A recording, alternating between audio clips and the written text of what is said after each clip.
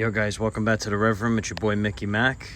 Today I got my 2003 Jeep Liberty and I'm going to be cleaning my K&N air filter. As you can see, it's pretty filthy from just looking at it. And I'm just going to take the hose clamp off and take the filter off. I got the K&N air filter off. As you can see, it is super filthy and I couldn't even tell you the last time that I actually cleaned this thing. So let's head inside and I'll show you what to do in order to clean this bad boy.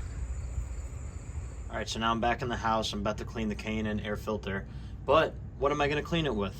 Well, right here, I have the K&N Recharger Air Filter Cleaning Kit. And these are the two bottles that come with the K&N Recharger Air Filter Cleaning Kit. Try saying that 3 times fast.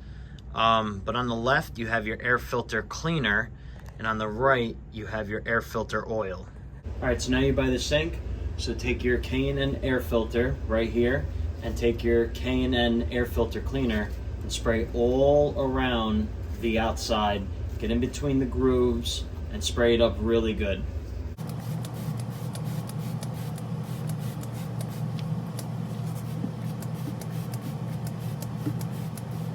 I sprayed the air filter cleaner all over the filter, and now I'm gonna wanna turn on the hot water and give this a good rinse.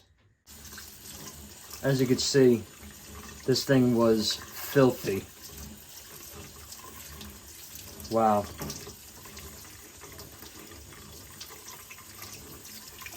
Look how black the sink is turning. Once you're done rinsing all the air filter cleaner off, now all you have to do is just wait and let it dry. One quick tip that I do have for you guys, if you are washing your air filters out in a deep utility sink, like myself, I highly recommend getting something like a rack, a drying rack, an oven rack, whatever you could find. That way you could keep the air filter upright. That way it's not submerged in water within the wet sink, and you can keep it elevated and all the water can drain out and slowly start to dry.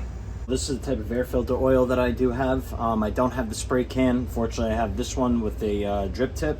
So what I like to do is apply the oil on the crowns of the grooves right here. So the top pieces of the filter that are sticking out, I like to oil that up really well. That way the oil gets down in between the grooves of each panel.